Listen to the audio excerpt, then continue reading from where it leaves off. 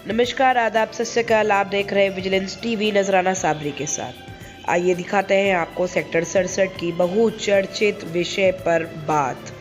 जी हाँ, सेक्टर 67 के इस्लाम राणा पार्षद प्रत्याशी ने पकड़े 3480 फर्जी वोट। ऐसे वोट जो ना तो दुनिया में पैदा हुए या फिर मृतक है। इन वोटों को लिस्ट में किसने साठगांठ से डाला, क्या है ये पूरी चर्चा आपको दिखाते हैं इस वीडियो के अंदर। और हाँ, पूर्ण निरीक्षण की करी गई मांग। नमस्कार, आदाब, सत श्री अकाल। आप देख रहे हैं विजिलेंस टीवी। मैं इस वक्त मौजूद हूँ वार्ड नंबर 67 में इस्लाम राणा जी के यहाँ पर। आइए आपको बताते हैं आज का बहुचर्चित मुद्दा। 3480 फर्जी वोट पाए गए, जिसको खोजने के लिए मेहनत करी हमारे इस्लाम राणा जी ने, जो कि बीजेपी से प्रत्याशी के रूप में मेहनत कर रहे हैं। अब पार्टी टिकट दे या ना दे वो वक्त बताएगा, पर फिलहाल इन्होंने एक नारा भी लगाया है साथ में कि मुस्लिम चले भाजपा की ओर। आइए हम कराते हैं आपसे इनकी रूबरू बातचीत। पहले तो मैं आपका स्वागत करना चाहूँगी और धन्यवाद करना चाहूँगी कि इस तरह की आपने चीज़ें जो हैं पकड़ के सामने में लाए हैं। अब आप मेरे को बताएं पूरा वाकया क्या रहा है। 3480 वोट ये आपने किस तरह से फर्जी पाए हैं? थैंक यू आपका। सबसे पहले मैं आपके चैनल का भी धन्यवाद करना चाहूँगा कि आप सबसे पहले आपको ये खबर का पता लगा है, और मैं कोशिश तो यही कर रहा था कि ये मतलब जो है उजागर ना हो, लेकिन जो है फिर भी जब आपको पता लग ही गया है तो मैं आपको आपके चैनल के माध्यम से विस्तार से बताना चाहूँगा कि कुछ लोग तो अपना अपना प्रचार करने में व्यस्त हैं, लेकिन मैं एक छोटा सा भारतीय जनता पार्टी का कार्यकर्ता के रूप में काम कर रहा हूं, और मेरी नज़र तकरीबन 10 दिन से लगातार लिस्टों पर मैं काम कर रहा था। और मैंने अपनी गली के जो वोट थे 170 वोट मैंने अपनी गली के बनवाए हैं, जिसमें से मुझे सिर्फ 16 या 17 वोट मुझे मेरी अपनी गली के मिले हैं। बाकी अंतिम प्रकाशन सूची में मेरी गली के वोट बिल्कुल नहीं है। अब यहाँ से डाउटफुल होता है कि जब मैंने खुद खड़े होकर अपनी गली के वोट बनवाए हैं तो गए कहाँ। तो उसके बाद से मैंने ये लिस्टें मैंने उठाई और इन पे मैंने सर्च किया। अब ये लिस्ट नंबर 528 है। इसमें 493 वोट इसमें फर्जी पाए गए हैं। ये सीरियल वाइज एक परिवार के मैं आपके चैनल के माध्यम से बताना चाहता हूँ, एक परिवार के कम से कम 2 सदस्य होते हैं, और इन 2 सदस्यों में बीवी मानिए या पति मानिए या उसके अदरवाइज़ बच्चे होते हैं या बेटे होते हैं, जो भी होता है। तो सीरियल वाइज अगर एक परिवार के 5 सदस्य हैं तो 5 के लाइन से उनके उस वोटर लिस्ट में नाम आएंगे। मगर आप कोई सी भी लिस्ट उठाकर देखिए, जितने वोट नए बने हैं उसमें सिर्फ सिंगल नाम यहाँ पर दिया गया है। तो ये अपने आप में एक डाउटफुल बात है। मैं आपके चैनल के माध्यम से कहना चाहूँगा कि ये जब यानी कि आपका कहना यह है कि इसमें कुछ वोट्स ऐसे हैं जो लोग ही नहीं हैं।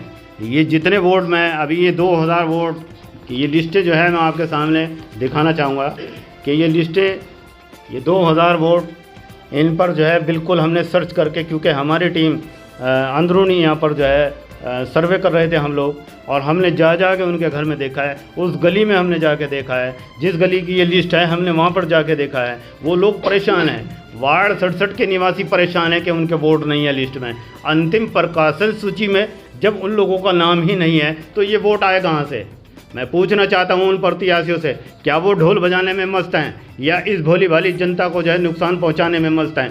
तो अब मैं आपके चैनल के माध्यम से ये कहना चाहूँगा कि वो फर्जीवाड़ा बिल्कुल बंद करें। टिकट हमें भारतीय जनता पार्टी देती है तब भी हम पार्टी का सम्मान करेंगे, और नहीं देती है तब भी हम सम्मान करेंगे। लेकिन जब हमारी पार्टी फर्जीवाड़ा नहीं कर रही है, बिना भेदभाव की सरकार है, बिना भेदभाव के हम लोग जो है काम कर रहे हैं। जब हमने फर्जी वोट नहीं बनवाया है तो हम वार्ड 67 के जितने भी प्रत्याशी हैं आपके चैनल के माध्यम से कहना चाहूँगा कि वो एक भी वोट फर्जी बनाने का काम करेंगे तो हम उनको जेल में डलवाने का काम करेंगे। तो आपने ये चीज़ पकड़ी, लिस्ट चेक करी आपने, इसके अलावा आपने कैसे इसको आगे बढ़ाया? ये जो पता लगा है कि आपने सूचना जिलाधिकारी साहब को भी महोदय को पहुंचा दी है, तो क्या क्या आपने स्टेप इसमें उठाए? स्टेप मैंने इसमें सबसे पहले ये लिया कि मैंने मौजूदा पार्षद शहजाद मलिक साहब से इसके बारे में कांटेक्ट किया। उनसे मैंने बुलवा के उनको पूछा कि सर आप ये बताइए कि इसमें क्या आपकी नॉलेज में ये बात है कि इसमें फर्जी है। उन्होंने बिल्कुल स्वीकार किया है कि हाँ इस लिस्टों में जो है गड़बड़ है और ये फर्जी है। तो फिर मैंने उसके बाद जितने भी प्रत्याशी गण हमारे यहाँ पर हैं, मैंने उनसे अपने यहाँ पर उनको बुलवाया और उनसे मैंने पूछा कि सर एक बात बताइए, आप जीते या आप जीते या मुझसे कोई भी जीते, मुझे उससे कोई प्रॉब्लम नहीं है, ना ही मेरी आपकी कोई जाति दुश्मनी है। लेकिन मैं आप लोगों को ये अवगत कराना चाहता हूँ कि ये लोग जब 3400-3500 वोट फर्जी बनवाने का काम कर सकते हैं तो इलेक्शन कराने की क्या ज़रूरत है? फिर तो ऐसे ही पार्षद घोषित हो जाएंगे आप लोग। बिल्कुल सही बात है। तो इसमें परसेंटेज लेवल का क्या फ़र्क आया? कितना परसेंटेज 2017 में था? और परसेंटेज लेवल जो है 11,805 वोट जो है 2017 में यहाँ पर मौजूद था और अब जो है 15,500 प्लस यहाँ पर वोटिंग हुई है। लिस्ट में जो नाम आया है 15,500 कुछ। अब इतना परसेंटेज बढ़ने के बाद भी यहाँ पर मैं आपके चैनल के माध्यम से कहना चाहूँगा कि लगभग 4 कॉलोनियाँ ऐसी हैं जो बिना वोट के हैं, जो लोग परेशान हैं कि हमारे बीएलओ यहाँ पर नहीं आए हैं, ना ही हमारा वोटर लिस्ट में नाम है, तो हमें कैसे पता लगेगा हम कौन सा प्रत्याशी चुनेंगे? वो कौन कौन सी कॉलोनी है जिनके अभी तक वोट आपको पता ही बने ही नहीं है? जी मैं बताना चाहूँगा कि वो कॉलोनी मुजफ्फर कॉलोनी है, नंबर 1 अजीम कॉलोनी है, और आपका जो है ये एकता कॉलोनी है, न्यू एकता कॉलोनी, और कुछ हमारे जो मिक्सिंग एरिया है, जो गली गली पूरी की पूरी गायब है। तो मैं पूछना चाहूँगा वो गई कहाँ? बिल्कुल सही बात है। तो आप ये किसकी साठगांठ समझते हैं कि ये साठगांठ किसकी है? इसमें गलती तो बीएलओ की भी है या किसकी साठगांठ से ये सब हुआ है? देखिए मैम, मैं आपके चैनल के माध्यम से फिर भी ये कहना चाहूँगा, मैं आरोप किसी के ऊपर नहीं लगाऊंगा। ये फर्जीवाड़ा जिसने भी किया है वो जल्दी से जल्दी उजागर हो जाएगा, उनका चेहरा जो है प्रशासन के सामने आएगा और वो खुद ब खुद ही इस बात को कबूल करेंगे कि हमने ये फर्जीवाड़ा किया है। तो आपने जिला अधिकारी महोदय साहब को जो ये उनकी नॉलेज में गया है, संज्ञान में मामला गया है, तो उस पर उनका क्या आश्वासन है? क्या पूर्ण निरीक्षण इस जगह का होगा? नाना जी, एक चीज़ ये पूछना चाहूँगी कि आपने क्या क्या एविडेंसेस लगाए जो आपने जिला अधिकारी महोदय साहब को ये संज्ञान में डाला है उनके, उसके लिए आपने क्या क्या प्रक्रिया करी है?